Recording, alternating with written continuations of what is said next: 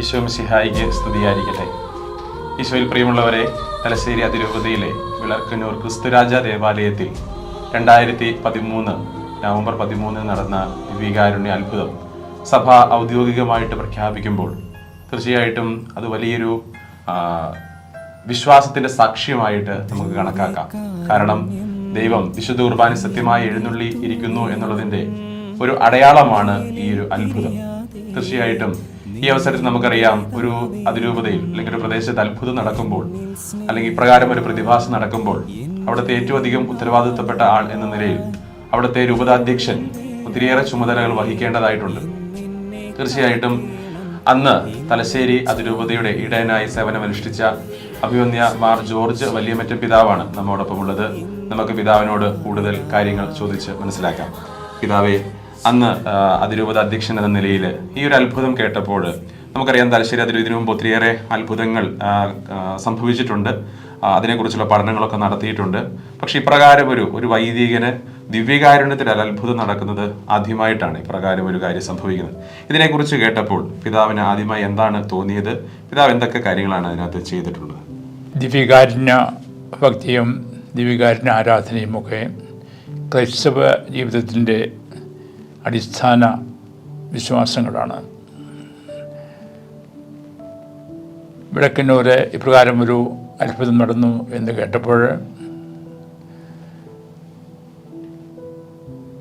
അതേപ്പറ്റി കൂടുതൽ പ്രഭാഗത കൊടുക്കുന്നതിനോ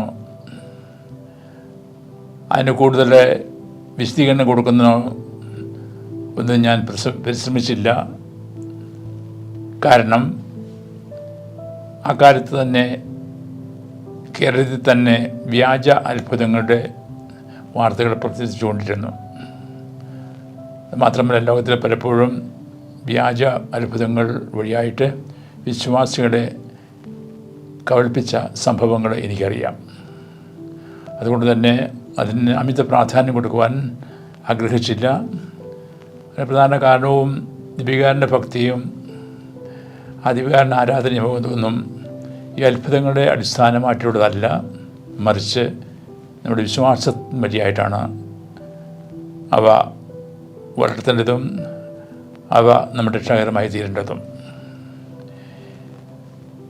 എങ്കിലും ഈ സംഭവം അറിഞ്ഞപ്പോൾ ഇതിൻ്റെ യാഥാർത്ഥ്യം, സത്യസന്ധത അറിയുന്നതിന് വേണ്ടിയിട്ട് പഠിക്കേണ്ട രംഗങ്ങളെല്ലാം പഠിക്കുന്നതിനുള്ള സംവിധാനങ്ങൾ അന്ന് ഏർപ്പെടുത്തുവാനായിട്ട് ഞാൻ മുൻകൈയെടുത്തു.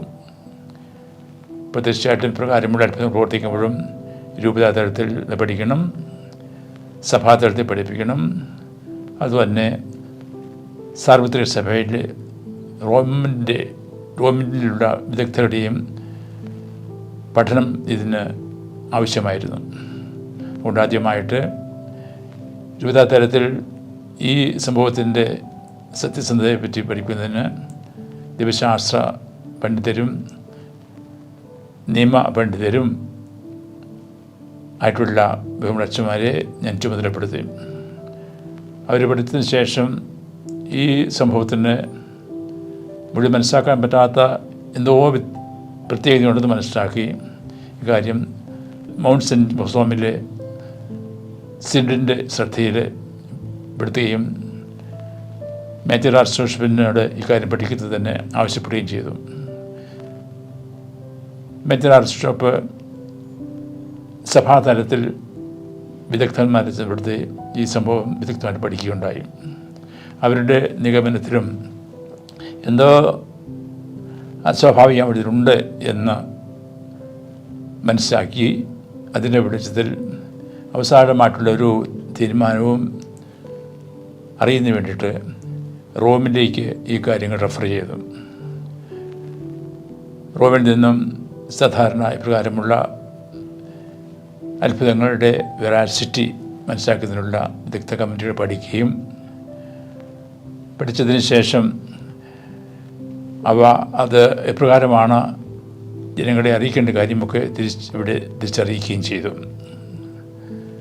ദിവ്യകാരുണ്യ അത്ഭുതങ്ങൾ ലോകത്തിൽ പല സ്ഥലത്തും നടന്നിട്ടുണ്ട്. ഇന്നും പല സ്ഥലത്തും ഈശോയുടെ രക്തമായി തീർന്ന വീഞ്ഞ് ഇന്നും അതുപോലെ തിരക്തമായിട്ട് കാത്തു സൂക്ഷിക്കപ്പെടുന്നുണ്ട്. ഈശോയുടെ ശരീരമായി തീർന്ന ഓസ്തി ഇന്നും കേട്ടുകൂടാതെ സൂക്ഷിക്കുന്നുണ്ട്. അങ്ങനെയുള്ള വിശുദ്ധ സ്ഥലങ്ങൾ ഞാൻ സന്ദർശിച്ചിട്ടുമുണ്ട്. അപ്പോൾ അത്ഭുതം സംഭവിക്കാൻ പാടില്ല എന്ന് ഞാൻ പറയുന്നില്ല. എങ്കിൽ പോലും ഈ കാര്യത്തിൽ നമ്മൾ വളരെയധികം ശ്രദ്ധ കൊടുക്കേണ്ടതായിരിക്കുന്നു, വിശ്വാസികൾ കബളിപ്പിക്കപ്പെടാതിരിക്കാനായിട്ട്. എന്തായാലും വിദഗ്ധമായ പഠനത്തിന് ശേഷം വിളക്കന്നൂർ നടന്നത് യഥാർത്ഥം ഒരു ദിവ്യകാരുണ്യ അത്ഭുതമാണ് എന്ന് സഭ ഔദ്യോഗികമായിട്ട് പ്രഖ്യാപിക്കുകയും വിശ്വാസയോഗ്യമായിട്ട് പ്രത്യേകമായിട്ട് വണക്കം ഈ ഓസ്തിക്ക് കൊടുക്കുവാനായിട്ട് നമ്മളെ അനുവദിക്കുകയും ചെയ്തിരിക്കുകയാണ്. അതിൽ എനിക്ക് ഒത്തിരി സന്തോഷമുണ്ട്. അത്ഭുതത്തിൽ വിശ്വസിക്കുന്നുണ്ട് ഞാൻ. ആ അത്ഭുതം ഒരിക്കലും വിശ്വാസത്തിൻ്റെ പ്രാർത്ഥനയുടെയും വിഭവത്തെ അടിസ്ഥാനമാകരുത്, വിശ്വാസമായിരിക്കണം. അത്ഭുതം പ്രവർത്തിച്ചില്ലെങ്കിലും നമ്മൾക്കറിയാം സത്യമായിട്ടും വിശ്രുബാനയിൽ ഈശോ സന്നിധിയിലാണ്. ഈശോ നമ്മളോട് ഇന്നും ജീവിക്കുന്നുണ്ട്. ആ അതിവ്യപ്പം, ആ രക്തം നമുക്ക് നിത്യജീവൻ നൽകുന്ന ആ വലിയ കുദാശയാണ്. ദൈവത്തിൻ്റെ ഏറ്റവും വലിയ സ്നേഹത്തിൻ്റെ അടയാളമാണ്. പിതാവായ ദൈവം നമ്മൾ സ്നേഹിക്കുന്നുണ്ട്. ആ സ്നേഹത്തിൻ്റെ വലിയ അടയാളമാണല്ലോ തൻ്റെ ഏകജാതനെ നമുക്ക് നൽകുന്നുള്ളത്. ആ ഏകജാതൻ അടുത്ത വലിയ സ്നേഹം നമ്മൾ പ്രകടിപ്പിച്ചുകൊണ്ട് അവിടുന്ന് സ്വയം നമുക്ക് നൽകി, നമുക്ക് വേണ്ടി മരിച്ചു, ഉയർത്തെഴുന്നേറ്റു. ശേഷം നമ്മളോട് ആയിരിക്കുന്നതിന് വേണ്ടിയിട്ട് ദിവ്യകാരുണ്യത്തിലെ വിശ്രുബാനയിൽ നമ്മൾ സന്നിധിരാകുന്നുണ്ട്. ദൈവത്തിൻ്റെ വലിയ സ്നേഹത്തിൻ്റെ അടയാളമാണ്. അവരുടെ സ്നേഹത്തിന് നമുക്ക് തന്നെ പറയുകയും ആ സ്നേഹം മനസ്സിലാക്കിക്കൊണ്ട് ആ സ്നേഹത്തെ പ്രതി സ്നേഹമായിട്ട് എല്ലാവരും ദൈവത്തെ സ്നേഹിക്കുന്നതിനും സഹോദരനെ സ്നേഹിക്കുന്നതിനും നമുക്ക് പരിശ്രമിക്കാം. ഈ അത്ഭുതത്തിൻ്റെ പ്രസക്തി ഉണ്ടാകുന്നത് നമ്മുടെ വിശ്വാസക്കുറവാണ്. കാരണം നമ്മളെല്ലാവരും ബലഹീനരാണ്, നമ്മൾ വിശ്വാസക്കുറവാണ്. അപ്പോൾ ആ വിശ്വാസക്കുറവിനെ പരിഗണിച്ചിട്ടാണ് സ്നേഹിതാവ് ദൈവം നമ്മുടെ സ്നേഹത്തെ പ്രതി നമ്മുടെ വിശ്വാസക്കുറവ് പരിഹരിക്കുന്നതിനുമാണ് ഇപ്രകാരമുള്ള അത്ഭുതം വഴിയായിട്ട് നമ്മൾ വിശ്വാസത്തിലേക്ക് നയിക്കുന്നത്. അതുകൊണ്ട് വിളക്കന്നൂര് ഈ അത്ഭുതം ദൈവത്തിൻ്റെ വേറൊരു നമ്മളോട് സ്നേഹത്തിൻ്റെ അടയാളമായിട്ട് ഞാൻ കണക്കാക്കുന്നു. ഇതുവഴിയായിട്ട് നമ്മുടെ വിശ്വാസം കുറവ് പരിഹരിച്ചുകൊണ്ട് വിശ്വാസത്തോടെ ദിവ്യകുർബാനയിൽ ഈശോയെ ആരാധിക്കുന്നതിനും വണങ്ങുന്നതിനും അടുത്ത വലിയ സ്നേഹം മനസ്സിലാക്കുന്നതിനും ഇടയാകട്ടെ എന്ന് ആശംസിക്കുന്നു. അതിനിടയാക്കിയ നരനാ ദൈവത്തിന് ഞാൻ പ്രത്യേകം നന്ദി പറയുന്നു. ഈ അത്ഭുതം പ്രവർത്തിക്കുന്നതിന് കാരണബോധനമായിട്ടും നേരിട്ട് ദർശിച്ചത് നമ്മുടെ പ്രിയപ്പെട്ട തോമസ് പതിക്കരച്ചനാണ്.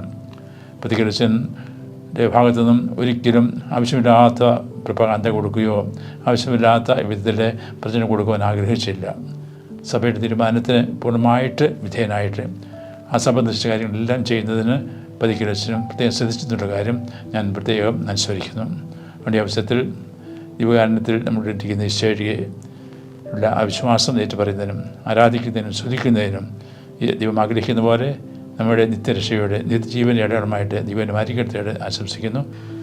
അതുപോലെ തന്നെ പിതാവെ, ഇന്ന് അതൊരു അത്ഭുതമായിട്ട് സഭ ഔദ്യോഗികമായിട്ട് അംഗീകരിക്കുകയാണ്. പിതാവ് സൂചിപ്പിച്ചു, പിതാവ് ഇതുപോലുള്ള അത്ഭുതങ്ങൾ ഇതിനു മുമ്പ് നേരിൽ കണ്ടിട്ടുണ്ട്, ദിവ്യകാരുണ്യത്തിൻ്റെ അത്ഭുതങ്ങൾ. മാത്രമല്ല വ്യക്തി ജീവിതത്തിൽ ഒത്തിരിയേറെ ദൈവ അനുഭവങ്ങൾ പിതാവിന് ഉണ്ടായിട്ടുണ്ട്. ഇപ്രകാരം ഒരു അത്ഭുതം സംഭവിക്കുമ്പോൾ തീർച്ചയായിട്ടും പിതാവ് ഇതിനെ തുടർന്നുള്ള എങ്ങനെയാണ് അതിനെ നോക്കിക്കാണുക? നമ്മുടെ അതിരൂപതയിൽ സംഭവിച്ചൊരു കാര്യമാണ്. മാത്രമല്ല ഇപ്രകാരം ഒത്തിരിയേറെ ദൈവാനുഭവങ്ങൾ പിതാവിന് ഉണ്ടായിട്ടുണ്ട് വ്യക്തിപരമായിട്ടും. അതോടൊപ്പം തന്നെ അങ്ങനെയുള്ള അത്ഭുതങ്ങൾ കാണുകയും ചെയ്തിട്ടുണ്ട്. ഇതിനെ വ്യക്തിപരമായി എപ്രകാരമാണ് നോക്കിക്കാണുക? വ്യക്തിപരമായിട്ട് ഞാൻ അവസാനിപ്പിച്ചതുപോലെ വ്യക്തിമാരെ കാണുന്നത് ദൈവം നമ്മുടെ രൂപതയെ കാണിക്കുന്ന വലിയ സ്നേഹത്തിന്, നമ്മുടെ രൂപതയെ സ്വന്തമായിട്ട് അവിടുത്തെ ആ സ്നേഹത്തിന് സമൂഹമാക്കുന്നതിന് വേണ്ടിയിട്ട്, നമ്മുടെ രൂപതയിലെല്ലാവരെയും നിത്യജീവൻ നൽകുന്നതിന് വേണ്ടിയിട്ട് ആ ദൈവം നമ്മൾ കാണിച്ച വലിയ ഒരു സ്നേഹത്തിൻ്റെ അടയാളമാണ്. ആ വിധത്തിലാണ് ദൈവം നമ്മോട് കാണിക്കുന്ന വലിയ സ്നേഹം മനസ്സിലാക്കിക്കൊണ്ട് ആ ദിവ്യകാരുണ്യ ആരാധന വഴിയായിട്ട് ദൈവം കാണിക്കുന്ന വലിയ സ്നേഹം നമ്മുടെ ജീവിതത്തിൽ കാണിച്ചുകൊണ്ട് ആ സ്നേഹം മറ്റുള്ളവരുമായിട്ട് പങ്കുവെക്കാനായിട്ട് നമ്മൾ കടമയുണ്ട്.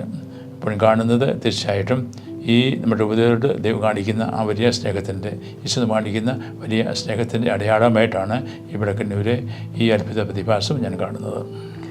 താങ്ക് യു വിനോജ് പിതാവേ. പിതാവിൻ്റെ വിലയേറിയ വാക്കുകൾക്കും അതോടൊപ്പം തന്നെ അന്ന് പിതാവെടുത്ത നല്ല നല്ല തീരുമാനങ്ങൾ, അതോടൊപ്പം തന്നെ നടപടികളാണ് ഇത്രയും ഈ ഒരു അത്ഭുതത്തെ ഔദ്യോഗികമായിട്ട് സഭ അംഗീകരിച്ചുകൊണ്ട് പ്രഖ്യാപിക്കുമ്പോൾ ഒത്തിരിയേറെ സന്തോഷമുണ്ട്. പിതാവിന് ഹൃദയപൂർവ്വമായിട്ടുള്ള നന്ദി അറിയിക്കുന്നു. Thank you.